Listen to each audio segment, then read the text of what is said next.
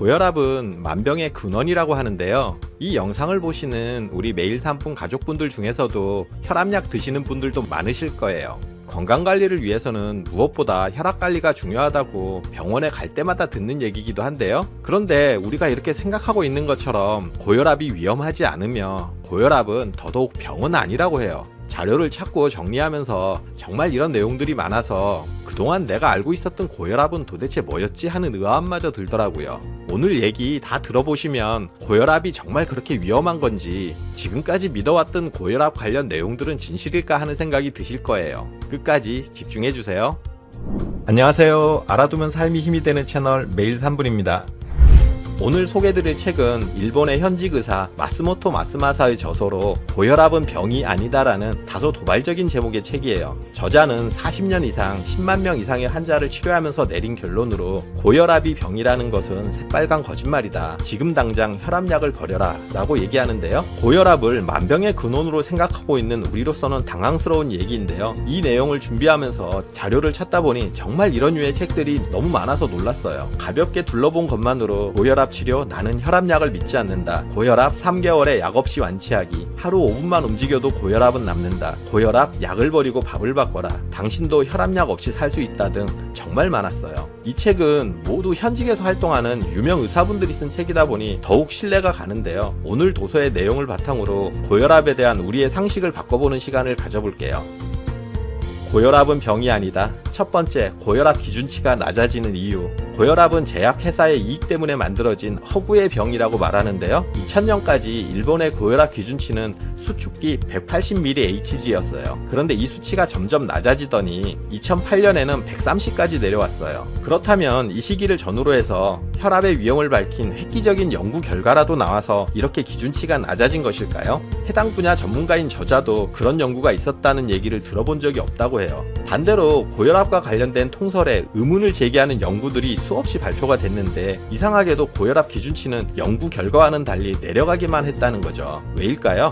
고혈압 기준치가 내려가면 당연히 환자 수가 증가하기 때문이에요. 일본의 경우 1980년대 후반에는 230만 명이던 고혈압 환자가 지금은 5,500만 명으로 무려 20배나 늘어난 건데요. 고혈압 환자가 늘면 당연히 혈압약 판매 또한 늘어나죠. 기준치를 낮추는 것만으로 20배 많은 환자가 생겨났으니 제약회사들에게 기준치는 돈을 쓸어 담게 만드는 도깨비 방망이 같은 거죠. 문제는 혈압약은 한번 먹기 시작하면 죽을 때까지 먹어야 한다는 거예요. 왜냐하면 혈압은 신체의 자연스러운 노화 현상으로 인해 나이가 들면서 올라가게 되어 있기 때문인데요. 그러니 제약회사는 환자가 늘어나면 평생 충성 고객을 확보하게 되는 거죠.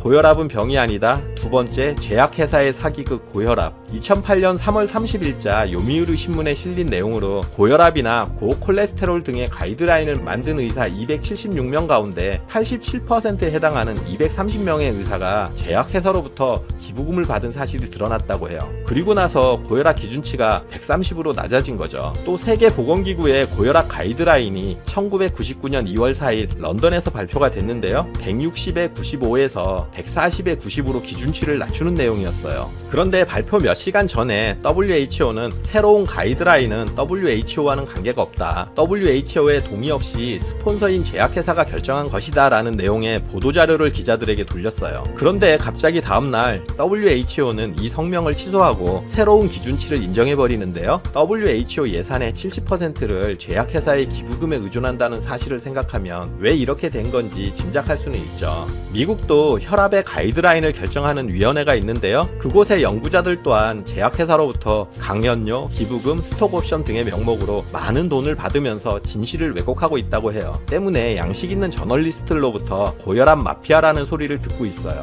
저자는 한마디로 고혈압 수치는 제약회사들의 사기극이라고 얘기해요. 고혈압은 병이 아니다. 세 번째, 혈압이 높으면 정말 위험할까? 뇌졸중은 암, 심장병에 이어 사망 원인의 세 번째에 해당하는 무서운 질병이에요. 그런데 혈압이 높으면 뇌졸중의 위험이 커진다고 우리는 알고 있어요. 그런데 저자는 이것이 사실이 아니라고 해요. 뇌졸중은 뇌경색, 뇌일혈, 뇌출혈의 세 종류가 있는데 발병 비율로 따져보면 뇌경색은 84%, 뇌일혈은 13%, 뇌출혈은 3%인 것으로 나타났어요. 한마디로 뇌졸중의 대부분은 뇌경색이라는 건데요. 우리 몸은 뇌 뇌혈관에 상처가 생길 경우 그 상처를 메우기 위해서 혈액을 응고시켜서 상처 부위를 때우려 하는데요. 이렇게 응고된 혈액이 뭉쳐지면 혈전이 돼요. 이런 혈전이 커져서 혈관을 막아버리게 되면 그 증상이 바로 뇌경색이에요. 그래서 피가 제대로 돌지 못하고 뇌혈관이 막히는 증상이 나타나면 우리 몸은 혈류의 강도를 높여 피를 빠르게 돌게 하는 건데요. 혈액순환을 원활하게 해 혈전을 쓸어내려 뇌를 지키려고 하는 거죠. 한마디로 혈압이 높아지는 건 우리 몸을 지키기 위한 방어작용인 거예요. 고혈압 때문에 뇌경색이 발생하는 것이 아니라 뇌경색이 발생했기 때문에 혈압을 높여 혈류를 빠르게 돌게 하려는 작용이 고혈압이라는 거죠. 그런데 고혈압이 위험하기 때문에 혈압을 낮춰야 한다는 말은 원인과 결과를 완전히 반대로 해석하는 거예요. 혈압약을 먹어서 혈압을 낮추면 피가 빠르게 돌지 못하기 때문에 혈전을 떠내려 보내지 못하다 보니 혈관이 막혀서 뇌경색이 오히려 오는 거죠. 따라서 저자는 약으로 혈압을 떨어뜨리는 일은 목숨을 앗아가는 것과 같은 행위다라고 얘기하며 뇌경색은 혈압약을 처방한 의사가 만든다고 해도 과언이 아니라고 얘기해요.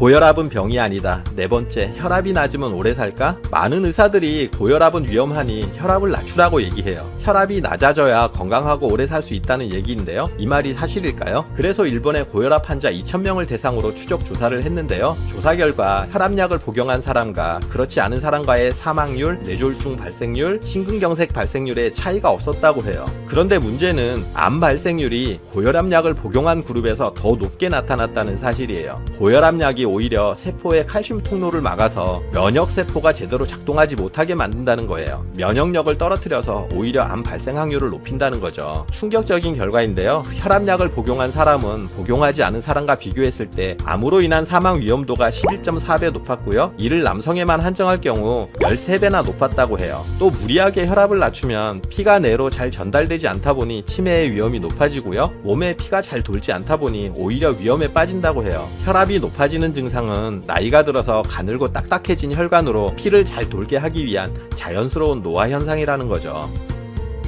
고혈압은 병이 아니다. 다섯 번째, 그렇다면 적정혈압은? 고혈압 기준치는 일본은 130에 80이고요. 우리나라의 경우는 140에 90으로 일본보다는 조금 높아요. 그런데 혈액순환이 원활한 20대와 혈관이 좁아져서 피가 잘 돌지 않는 80대와 같은 고혈압 기준을 적용하는 게 과연 맞을까요? 아침에 혈압을 재면 일반적으로 혈압이 높게 나오고요. 또 마음이 불안한 경우도 혈압이 높게 나와요. 반대로 독서나 명상 등으로 심신이 안정된 상태에서는 혈압이 낮아지는데 이럴 경우도 같은 적용이 가능할까요? 이렇게 낮게 책정한 기준치 때문에 혈압에 전혀 문제가 없는 많은 건강한 사람들까지 고혈압 환자가 되다 보니 혈압약을 먹게 돼버렸는데요. 많은 혈압 관련 환자를 접해본 저자는 고령자의 경우 160에서 180까지의 혈압은 아무런 문제가 되지 않는다고 해요. 나이 들어 딱딱해진 혈관에 피를 돌게 하려면 이 정도의 혈압이 정상이라는 거죠. 수축기 혈압이 200을 넘거나 심장에 지병이 있는 경우에는 약을 복용해야겠지만 이 경우가 아니면 약이 오히려 독이 될 수 있다는 거죠. 저자는 그동안의 수많은 치료를 바탕으로 자신의 나이에 90을 더하는 것이 적정혈압이라고 해요. 30대라면 120이 적정혈압이고요. 60대는 150, 80대라면 170이 정상이라는 거죠. 그러니 우리는 정해진 혈압 기준치에 자신을 맞추기보다 나이나 상황에 맞는 제대로 된 혈압 기준을 알고 있어야겠죠.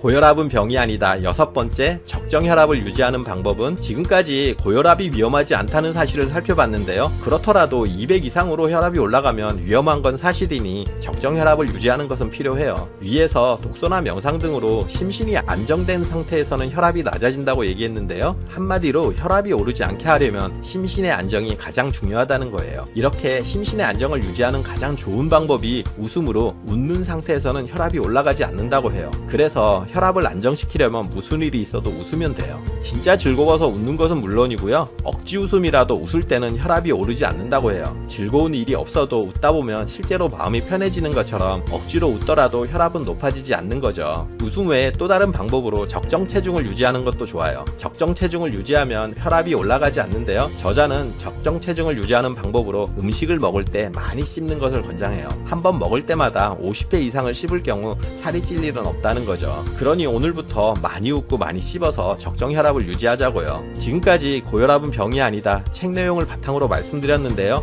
이 내용을 짧게 정리하면 첫째, 혈압 기준치를 낮추기만 하는 것은 제약회사의 사기다. 둘째, 나이를 먹으면 혈압이 높아지는 것은 자연스러운 현상이다. 셋째, 혈압을 무리하게 약으로 낮추면 뇌경색이나 암의 발병 위험이 높아진다 라는 내용이었어요. 이 정보가 여러분들의 혈관 건강에 도움이 되면 좋겠어요. 끝까지 시청해주셔서 감사합니다. 그리고 오늘 정보가 도움되셨다면 구독, 좋아요, 알림 설정 해주시고요. 더 유익한 영상으로 다시 찾아뵐게요. 저는 매일 3분 대표 큐레이터 송한결이었습니다. 감사합니다.